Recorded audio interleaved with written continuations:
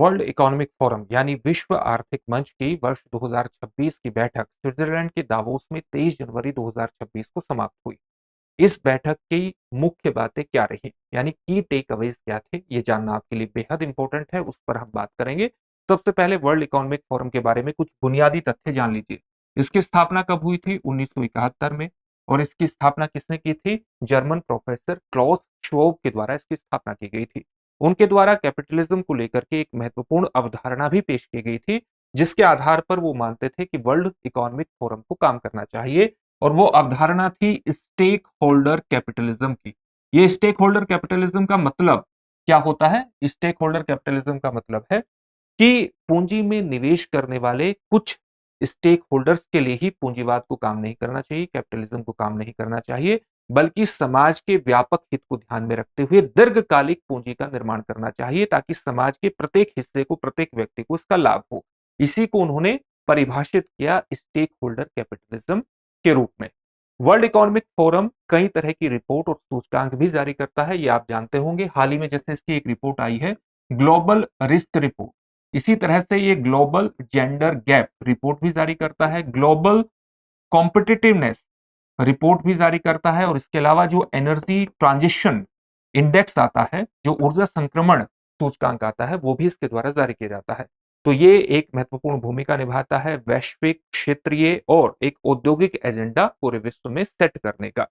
जब इसकी बैठक, इसका मुख्यालय कहां पर है? जिनेवा में है, स्विट्जरलैंड के। और इसकी जो वार्षिक बैठक है वो दावोस में होती है, स्विट्जरलैंड की।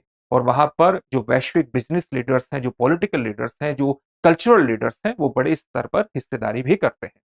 अब इसके की टेक अवेज क्या रहे जो वर्ष 2026 की बैठक हाल ही में 23 जनवरी 2026 को समाप्त हुई है? वो की टेक अवेज जानना आपके लिए बेहद इंपॉर्टेंट है, उसको हम जानेंगे। लेकिन उससे पहले इस बात को ध्यान में रखिएगा कि दृष्टि संस्थान ने आपकी जीएस की तैयारी को पूरी तरह से कराने के लिए हाल ही में एक कोर्स लॉन्च किया है, जिसका नाम है GS studio foundation live online course. ये मात्र 22,050 रुपए में आपकी जीएस की तैयारी को मात्र 14 महीने में पूरा करा देगा। अभी इसकी जो फीस है कोर्स की, वो 31,500 है। लेकिन आप जानते हैं कि दृष्टि संस्थान की 24 से 27 जनवरी तक रिपब्लिक डे सेल चल रही है। तो इस रिपब्लिक डे सेल में आप इस कोर्स को मात्र 22,050 रुपए में प्राप्त कर सकते हैं। किस प्रकार से प्राप्त करना होगा? आप दृष्टि लर्निंग ऐप पर जाइए और वहां से आप इस कोर्स से जुड़ सकते हैं। इसकी सबसे खास बातों में शामिल है कि इस कोर्स को करने के बाद जब आप दृष्टि संस्थान की किसी शाखा में जाएंगे और वहां पर जीएस फाउंडेशन ऑफलाइन बैच में एडमिशन लेंगे, तो ये पूरी फीस वहां पर एडजस्ट हो जाएगी। पूरी फीस को उस ऑफलाइन बैच में एडजस्ट कर दिया जाएगा, यानी एक तरह से ये कोर्स आपको फ्री में पड़ जाएगा। साथ ही अगर आप इस फीस में और डिस्काउंट चाहते हैं, तो इस कोर्स से जुड़ने के दौरान आप मनीष कोड का इस्तेमाल कर सकते हैं। ये मनीष कोड का इस्तेमाल करने पर आपको इस फीस में भी रिपब्लिक डे सेल के अंतर्गत 10% का डिस्काउंट प्राप्त हो जाएगा इस फीस में। ये 24 से 27 जनवरी तक की फीस रहेगी, तो इसलिए इसका तुरंत लाभ उठाइए। दृष्टि लर्निंग ऐप को डाउनलोड कीजिए या डिस्क्रिप्शन में दिए गए लिंक पर जाकर भी आप इसका लाभ उठा सकते हैं। इसके संबंध में जो बैच है वो हिंदी, इंग्लिश और इंग्लिश तीनों में ही उपलब्ध है।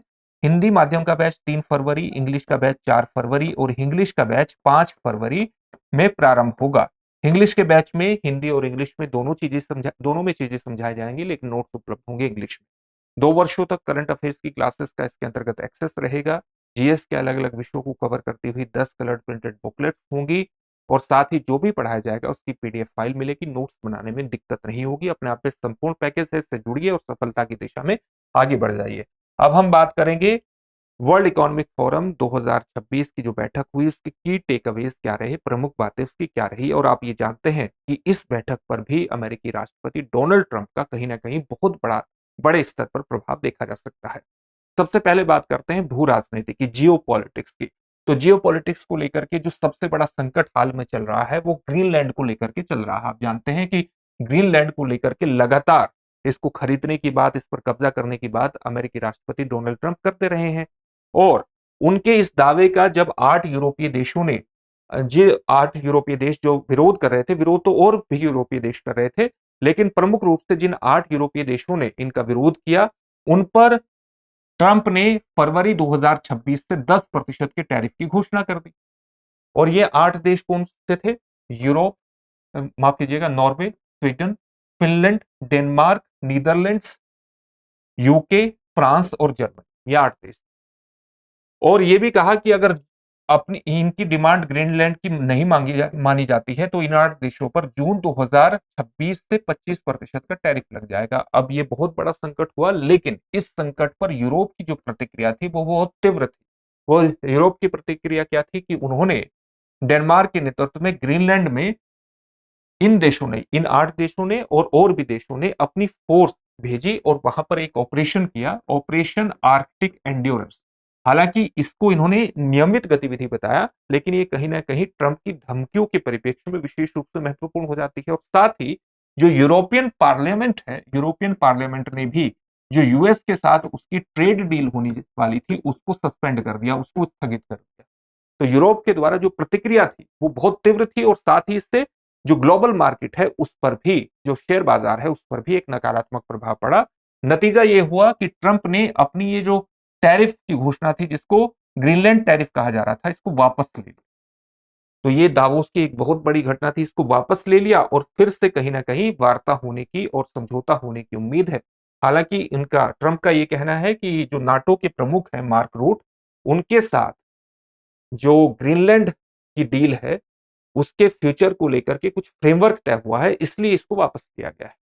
तो ये मुद्दा छाया रहा, साथ ही ईरान का मुद्दा भी छाया रहा। लगातार इस बात पर चर्चा हुई कि क्या ईरान में सत्ता परिवर्तन होगा, और अगर सत्ता परिवर्तन होता है तो उससे उत्पन्न होने वाले परिणामों को ईरान में कौन संभालेगा। तीसरा मुद्दा रूस यूक्रेन युद्ध का रहा। रूस यूक्रेन युद्ध लगातार फरवरी 2022 से चालू है। इस पर समझौता होगा या नहीं होगा, इस पर एक लगातार आशंका बनी रही। और ग्रीनलैंड के मुद्दे के कारण प्रारंभ में दावोस की बैठक के दौरान ये मुद्दा पीछे बैकएंड में ही रहा, लेकिन जब यूक्रेन के राष्ट्रपति वोलोदिमिर जेलेंस्की दावोस पहुंचे तो उसके बाद उन्होंने कुछ महत्वपूर्ण बातें कही और ये कहा कि कुछ क्षेत्रीय मुद्दे अभी भी सुलझाने बाकी हैं, और जो ये अभी यूक्रेन का पूरा शांति समझौता है ये अभी बहुत असंभव लग रहा है। हालांकि जो व्लादिमीर पुतिन है रशियन राष्ट्रपति, उनके जो दूत हैं किरिल दिमित्रियेव, वो भी दावोस पहुंचे, लेकिन उन्होंने वर्ल्ड इकोनॉमिक फोरम की बैठक में हिस्सेदारी नहीं की। वो यूएस से हाउस पहुंचे और अमेरिकी अधिकारियों से उन्होंने मुलाकात की। तो ये भू राजनीति को लेकर या कह सकते हैं जियो पॉलिटिक्स को लेकर के कुछ महत्वपूर्ण घटनाएं थी। अगर अर्थव्यवस्था की बात करें तो यूरोप और अमेरिका के बीच बढ़ते तनावों के कारण बाजार पर एक नकारात्मक असर पड़ा। और साथ ही अगर आप कुछ महत्वपूर्ण स्टेटमेंट्स देखेंगे, जैसे जो कनाडा के वित्त मंत्री का एक स्टेटमेंट बहुत फेमस हुआ। उन्होंने कहा कि जो सीईओज हैं, अलग अलग कंपनी के चीफ एग्जीक्यूटिव ऑफिसर्स हैं, उन्हें रूल ऑफ लॉ चाहिए, उन्हें एक ऐसा वातावरण चाहिए जहां पर वो चीजों का पूर्वानुमान कर सके। उन्हें स्थिरता चाहिए, स्टेबिलिटी चाहिए, तभी तो विकास की चीजों को बढ़ावा दिया जा सकता है। और वर्तमान वैश्विक व्यवस्था में इसकी जो संभावना है वो बेहद कम नजर आ रही है। अमेरिका और यूरोप के बढ़ते तनावों के बीच एक व्यापार को लेकर के आशंका लगातार बनी हुई है। और आप ये भी जानते हैं कि ट्रंप ने जो टैरिफ की नीति अपनाई है वो डब्ल्यूटीओ के मूलभूत एजेंडे के खिलाफ है, जो कि मुक्त व्यापार को बढ़ावा देता है। और ये टैरिफ जो है वो संरक्षणवाद को बढ़ावा दे रहे हैं। तो इससे व्यापार के प्रति एक नकारात्मक आशंका तो पूरे विश्व में बनी ही हुई है, और वो चीज यहां पर भी दावोस में भी दिखाई दी। साथ ही आप इस बात को भी समझिए कि अलग अलग देश जो हैं वो ट्रंप की टैरिफ नीतियों के कारण बाजार के विविधीकरण की भी कोशिश कर रहे हैं, यानी डाइवर्सिफिकेशन की कोशिश कर रहे हैं। अगर आप भारत का ही उदाहरण लें तो भारत यूरेशियन इकोनॉमिक यूनियन, जो कि रशिया के नेतृत्व में चलती है, साथ ही सदर्न अफ्रीकन कस्टम यूनियन, जो कि south Africa, Namibia, Botswana, Eswatini और लेसोथो का एक महत्वपूर्ण कस्टम यूनियन है, उसके साथ, और यहाँ ब्राजील, अर्जेंटीना, पैराग्वे, उरुग्वे और वेनेजुएला और बोलिविया का जो संगठन है मर्कोसुर, उसके साथ अपनी व्यापारिक वार्ताओं को आगे बढ़ा रहा है, ताकि भारत अपने व्यापार का विविधीकरण कर सके और ट्रंप के टैरिफ जैसी चीजों से, इनसे बाहर निकलने में ये सारी चीजें मदद कर सके। तो अलग अलग देश डाइवर्सिफिकेशन की तरफ भी जा रहे हैं। तो ये कहीं ना कहीं जो ग्लोबल इकोनॉमी को लेकर के ट्रंप द्वारा एक अनसर्टेनिटी की स्थिति पैदा की गई है, उसी के कारण ये सब हो रहा है, और दावोस में भी ये सारी चीजें दिखी। कृत्रिम बुद्धिमत्ता को लेकर के किस तरह की बातें सामने आई। जैसे कृत्रिम बुद्धिमत्ता का एक स्टार्टअप है, एक एआई स्टार्टअप है जिसको हम एंथ्रोपिक के नाम से जानते हैं। तो दावोस में एक महत्वपूर्ण दिलचस्प घटना ये घटी कि दावोस की सड़कों पर ही उसने अपना एक अस्थायी ऑफिस खोला और अपनी एंटरप्राइज की बिक्री को बढ़ाने का प्रयास किया। आर्टिफिशियल इंटेलिजेंस को लेकर के जो बिजनेस लीडर्स हैं उनका कहना यह है कि इससे कुछ नौकरियां जाएंगी, लेकिन कुछ नौकरियां इससे उत्पन्न भी होगी। हालांकि जो कंपनियां हैं वो आर्टिफिशियल इंटेलिजेंस का बहाना लेकर के अपने यहां छटनी कर सकती, उनके द्वारा यह आशंका व्यक्त की गई। यूनियन लीडर्स ने यह कहा कि आर्टिफिशियल इंटेलिजेंस से बेरोजगारी बहुत बड़े स्तर पर उत्पन्न होने की संभावना है, और अगर संभावना है तो इसका सामना किस प्रकार से किया जाना चाहिए। बेरोजगारी भी उत्पन्न हो सकती है और आय असमानता भी इसके माध्यम से बहुत ज्यादा बढ़ सकती है। तो इसका समाधान किस प्रकार से होना चाहिए? इसका समाधान होना चाहिए कि आप प्रशिक्षण प्रदान करें। समाज के कुछ हिस्से हैं जिनको आपको आर्टिफिशियल इंटेलिजेंस के विषय में ट्रेनिंग प्रदान करनी होगी, और साथ ही आर्टिफिशियल इंटेलिजेंस की जो ग्रोथ है उसको रेगुलेट भी करने की आवश्यकता है। ये यूनियन लीडर्स का कहना है। अगर ऊर्जा के बारे में बात करें तो ऊर्जा पर भी आपके एक ट्रंप के प्रभाव को देखा जा सकता है। ऊर्जा पर ट्रंप के प्रभाव को आप किस प्रकार से देखेंगे? एनर्जी पर, क्योंकि ट्रंप ने अपने यहां पवन ऊर्जा योजनाओं को रोक दिया है और अमेरिका के साथ साथ अन्य देशों से भी ये कहा है कि वो भरपूर तेल ड्रिलिंग करें, तेल की ज्यादा से ज्यादा उत्पादन, ड्रिलिंग करें, तेल को निकालें। साथ ही अमेरिका के जो एनर्जी मिनिस्टर हैं क्रिस राइट, उन्होंने कहा है कि जो तेल का उत्पादन है उसको दोगुना बढ़ाने की आवश्यकता है। और ये सारी चीजें तेल उद्योग के लिए बहुत बड़ी आकर्षक चीजें हैं कि तेल का उत्पादन बढ़ेगा तो उनकी निश्चित रूप से आय बढ़ेगी। लेकिन ये पर्यावरण संरक्षण की दिशा में एक बहुत ही नकारात्मक कदम है, क्योंकि अगर एनर्जी ट्रांजिशन की दिशा में हम कदम नहीं उठाएंगे तो जलवायु परिवर्तन के प्रति जो हमारी लड़ाई है वो कमजोर हो जाएगी। क्योंकि जलवायु परिवर्तन की लड़ाई का एक महत्वपूर्ण हिस्सा है कि हम नवीकरणीय ऊर्जा स्रोतों की तरफ अपने ऊर्जा स्रोतों को बेस्ड करें, अपनी ऊर्जा के साधनों को बेस्ड करें नवीकरणीय ऊर्जा स्रोतों के ऊपर। तो उसके अंतर्गत ये एक नकारात्मक खबर है जिसको आप कह सकते हैं कि ऊर्जा को लेकर के। और ट्रंप ने सीधे तौर पर इन फैसलों के माध्यम से कहीं ना कहीं ये दिखा दिया है कि वो पर्यावरण की बहुत ज्यादा चिंता नहीं करते हैं। उनको एक तरह से अमेरिकी अर्थव्यवस्था को वैश्विक स्तर पर डोमिनेंट बनाए रखना है, क्योंकि अगर ज्यादा से ज्यादा तेल उत्पादन होगा तो तेल की वैश्विक कीमतें निर्धारित करने का बहुत से देशों ने अमेरिका के साथ ये समझौता किया हुआ है कि वो डॉलर में उसकी कीमत निर्धारित करेंगे। तो ये डॉलर के वर्चस्व को बनाए रखने का भी अमेरिका का एक प्रयास, और डॉलर का वर्चस्व बना रहेगा तो वैश्विक आर्थिक तंत्र पर उसकी जो पकड़ है अमेरिका की वो मजबूत रहेगी। और इसलिए ट्रंप ने तेल ड्रिलिंग को बढ़ाने का एक बात कही है। अगर हम रक्षा की बात करें तो ग्रीनलैंड में ट्रंप ने ये स्टेटमेंट दिया कि वो ग्रीनलैंड में जो फोर्स है उसका प्रयोग नहीं करेंगे। तो ये विश्व के लिए एक राहत की बात हुई। हालांकि उनके द्वारा ये कहना था कि वो इसको फोर्स के माध्यम से ले सकते हैं, लेकिन वो फोर्स का इस्तेमाल इसके अंतर्गत नहीं करेंगे। तो ये एक राहत की बात थी। हालांकि वैश्विक स्तर पर चाहे वो अमेरिका हो चाहे यूरोप हो, इनके डिफेंस बजट बढ़ने की उम्मीद है, क्योंकि कई तरह के संकट चल रहे हैं। यूरोप का डिफेंस बजट तो इसलिए भी बढ़ेगा क्योंकि रूस यूक्रेन संकट चल रहा है, और अब उनको लग रहा है कि अमेरिका पर भी अगर वो निर्भर रहेंगे तो उनको नुकसान होगा। इसलिए यूरोप का निश्चित रूप से डिफेंस बजट बढ़ने की संभावना रहेगी। मध्य पूर्व में भी संकट है, और मध्य पूर्व के संकट के कारण यहाँ का भी डिफेंस बजट, अन्य जो इससे लगे हुए देश हैं उनका भी डिफेंस बजट बढ़ सकता है। तो ये रक्षा और सुरक्षा के क्षेत्र पर जो भू राजनीति है उसका एक इम्पैक्ट निश्चित रूप से रहेगा, और ये सारे मुद्दे दावोस में डिस्कस। तो ये 5 की टेक अवेज थे।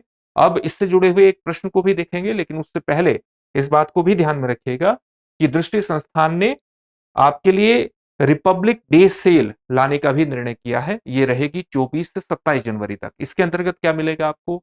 दृष्टि लर्निंग ऐप पर उपलब्ध आईएएस के सभी ऑनलाइन पेन ड्राइव कोर्सेज और टेस्ट सीरीज पर 24 से 27 जनवरी तक 50% तक का डिस्काउंट होगा, और बुक्स और डिस्टेंस लर्निंग प्रोग्राम पर 25% की छूट होगी 24 से 27 जनवरी।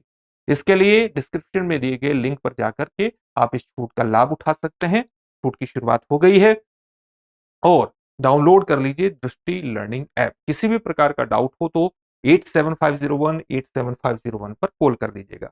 अब प्रश्न देखते हैं। प्रश्न क्या है? निम्नलिखित में से कौन सा विश्व के देशों के लिए सार्वभौमिक लैंगिक अंतराल सूचकांक का श्रेणीकरण प्रदान करता है? आपके सामने ऑप्शंस हैं, विश्व आर्थिक मंच, संयुक्त राष्ट्र मानवाधिकार परिषद, संयुक्त राष्ट्र महिला या विश्व स्वास्थ्य संगठन। इस प्रश्न का उत्तर कमेंट बॉक्स में कमेंट करके जरूर दीजिएगा और साथ ही हमारे चैनल को सब्सक्राइब भी करिएगा। आपका एक सब्सक्रिप्शन हमारे लिए बहुत बड़ी प्रेरणा का स्रोत होता है। आपको वीडियो अच्छी लगती है तो उसको लाइक करते रहिए और अपने दोस्तों के साथ शेयर भी करते रहिए। फिर से एक नए सेशन में आपसे मुलाकात होगी। धन्यवाद। अब एग्जाम की तैयारी को और बेहतर करने के लिए हमारे चैनल को लाइक, शेयर और सब्सक्राइब करना ना भूलें।